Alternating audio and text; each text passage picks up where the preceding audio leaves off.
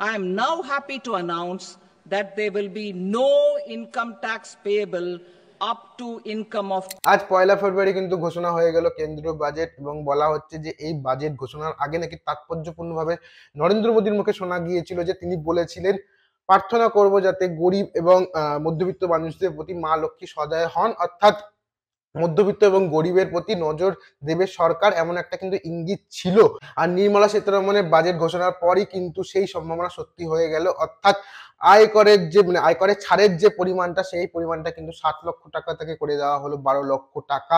আর এটা নিয়ে আজকের আমার এই ভিডিওটা। নমস্কার, আমি দীপ্তকর, তোমরা দেখছো আমার ইউটিউব চ্যানেল, যেখানে আমি খবরের কাগজ বা ইন্টারনেট থেকে কিছু খবর নিয়ে বকবক টকবক করে থাকি, আর চেষ্টা করি এই ভিডিওটার মাধ্যমে তোমাদের কিছু ইনফরমেশন দেওয়া। তেমনি আজকের যে বিষয়টা সেটা হচ্ছে গিয়ে 12 লক্ষ টাকা পর্যন্ত আয়কর ছাড় বাজেটে মধ্যবিত্তের জন্য বড় ঘোষণা নির্মলার। তো বাজেট অধিবেশনে নির্মলা সীতারমণ ঘোষণা করলেন, নতুন কর কাঠামো অনুযায়ী 12 লক্ষ টাকা পর্যন্ত সাধারণ রোজগারে কোনো আয়কর দিতে হবে না। তবে এই রোজগারের মধ্যে ক্যাপিটাল গেইন থাকলে সেক্ষেত্রে কিন্তু এই ছাড় প্রযোজ্য হবে না। আর অনেক ক্ষেত্রে বলা হচ্ছে কিন্তু 12 লক্ষ টাকা না, 12,75,000 টাকা পর্যন্ত কিন্তু ছাড় দেওয়া হচ্ছে। সেটা কিরকম বৃত্তান্ত, সেটা হচ্ছে কি এর সঙ্গে মানে 12 লক্ষর সঙ্গে স্ট্যান্ডার্ড ডিডাকশন যোগ করলে মোট 12,75,00,000 টাকা, সরি 12.75 লক্ষ টাকা পর্যন্ত বার্ষিক আয় কোনো কর দিতে হবে না। কিন্তু সেটারও কিন্তু একটা স্পেসিফিকেশন ভাগ আছে। এই ছাড় শুধুমাত্র পাবে বলা হচ্ছে যে বেতনভোগী নাগরিকের ক্ষেত্রে বলবৎ হবে এই ছাড়টা। বার্ষিক আয়ের উপর সেকশন 87 এর অধীনে রিবেট হওয়ার পরে 12.75 লক্ষ টাকা আয় পর্যন্ত কোনো কর দিতে হবে না একজন নাগরিককে। যারা বেতনভোগী নন তাদের ক্ষেত্রে কিন্তু আয়করের ছাড়ের ঊর্ধ্বসীমা থাকবে 12 লক্ষ টাকায়।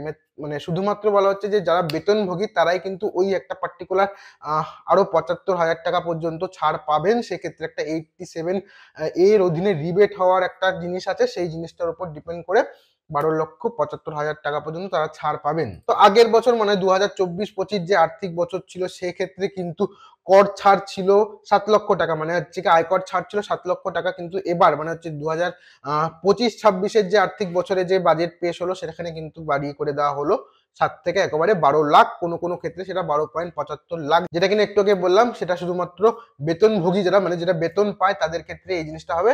নর্মাল লোকদের ক্ষেত্রে কিন্তু সেটা 12 লাখ পর্যন্তই যাবে। তো এর সাথে সাথে কিন্তু নির্মলা সীতারমণ এই আয়কর নিয়ে আরো কিছু বলেছেন, সেটা হচ্ছে গিয়ে আগামী সপ্তাহে নতুন আয়কর আইন আনবে কেন্দ্র। আইনেও ন্যায় সংহিতার মতো ন্যায়ের দিকে নজর দেওয়া হবে, আরো সরলীকরণ হবে কর কাঠামো। সহজ ভাষায় লেখা হবে এই আইন মানে আয়কর আইন, যাতে করদাতা এবং কর গ্রহীতা দুপক্ষেরই সুবিধা হয়। এর সঙ্গে সঙ্গে কেওয়াইসি পদ্ধতিও সরলীকরণ করা হবে বলা হচ্ছে। তো আজকের এই বাজেট অধিবেশনে আয়কর নিয়ে অর্থমন্ত্রী নির্মলা সীতারমণ কি বললেন সেটা তোমরা মানে এই আয়করের উপরে কি বললেন সেটা তোমরা দেখে নাও। personal income tax reforms with special focus on middle class. Democracy, demography, and demand are the key support pillars in our journey towards Vikasit Bharat. The middle class provides strength for India's growth. This government, under the leadership of Prime Minister Modi, has always believed in the admirable energy and ability of the middle class in nation building. In recognition of their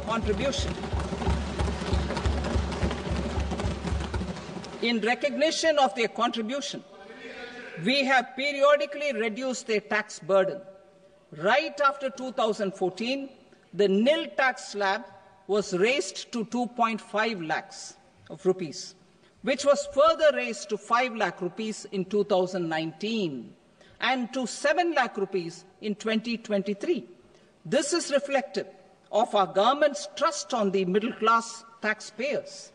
I am now happy to announce that there will be no income tax payable up to income of 12 lakh rupees.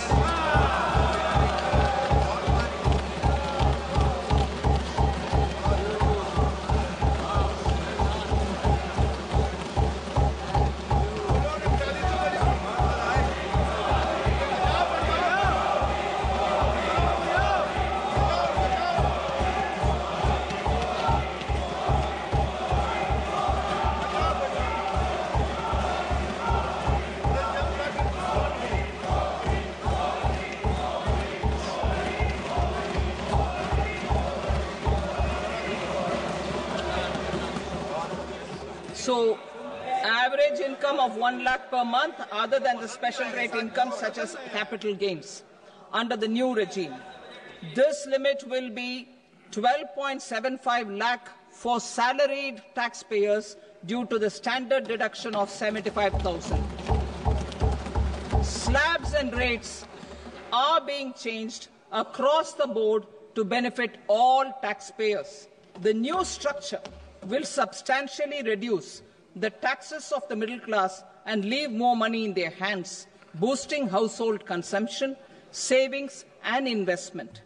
In the new tax regime, I propose to revise tax rate structures as follows: 0 to 4 lakh rupees nil, 4.8 lakh rupees to 4 to 8 lakh rupees 5%, 8 to 12 lakh rupees 10%, 12 to 16 lakh rupees 15%, 16 to 20 lakh rupees 20%, 20 to 24 lakh rupees 25%, and above 24 lakh rupees 30%. To taxpayers up to 12 lakh of normal income other than special rate income such as capital gains. I read that again. To taxpayers up to 12 lakh of income other than special rate income such as capital gains, tax rebate is being provided in addition to the benefit due to slab rate reduction in such a manner that there is no tax payable by them. The total tax benefit of slab rate changes and rebate at different income levels can be illustrated with a few examples. তো শুধু আয়করেই ছাড় না, এর সাথে বলা হচ্ছে যে ক্যান্সারের মতো মারণ রোগের ক্ষেত্রে 36টি ওষুধের ক্ষেত্রে কিন্তু 100% কর ছাড় দিচ্ছে কেন্দ্রীয় সরকার। তার সঙ্গে সঙ্গে বলা হচ্ছে যে শিক্ষা ক্ষেত্রে কিন্তু 500 কোটি টাকা এআই এর জন্য 500 কোটি টাকা বিনিয়োগ করা হচ্ছে। এর সাথে সাথে কৃষিও এই বাজেটে স্থান পেয়েছে, যেখানে কিনা 1.7 কোটি কৃষকের জন্য ধনধান্য কৃষি যোজনা ঘোষণা করা হয়েছে, কিন্তু বাড়েনি বলা হচ্ছে কৃষক সম্মান নিধি। এর সঙ্গে সঙ্গে কৃষকের যে ক্রেডিট কার্ড যেটা আছে, সেখানে যেটা 3 লক্ষ টাকা পর্যন্ত লোনের ব্যাপারটা ছিল, সেটাও বাড়িয়ে 5 লক্ষ টাকা করা হয়েছে। কিন্তু একটা জিনিস, যেটা কিষাণ সম্মান নিধিটা কিন্তু বাড়ানো হয়নি। তো কৃষকের বলা হচ্ছে এইটা নাকি মানে কৃষি ক্ষেত্রে মানে প্রাপ্যর থেকে অপ্রাপ্যটাই বেশি থেকে গিয়েছে, এই জায়গাটায় বলা হয়েছে।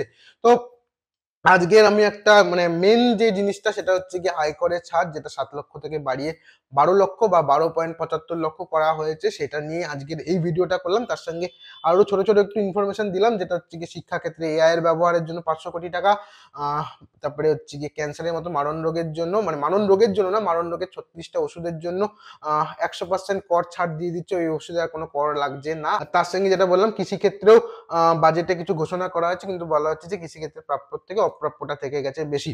তো আজকের এই ভিডিওটা আমি এখানে শেষ করছি। ভিডিওটা তোমাদের কেমন লাগলো সেটা তোমরা কমেন্ট করে জানাতে পারো। ভিডিওটা ভালো লাগলে ভিডিওটাকে লাইক করতে পারো, শেয়ার করতে পারো, আর আমার চ্যানেল নতুন হয়ে থাকলে প্লিজ আমার চ্যানেলটাকে সাবস্ক্রাইব করে দিও। দেখা হচ্ছে আবার অন্য কোনো একটা ভিডিওতে। ততক্ষণ সবাই ভালো থাকো, সুস্থ থাকো, আর সত্যমেব জয়তে।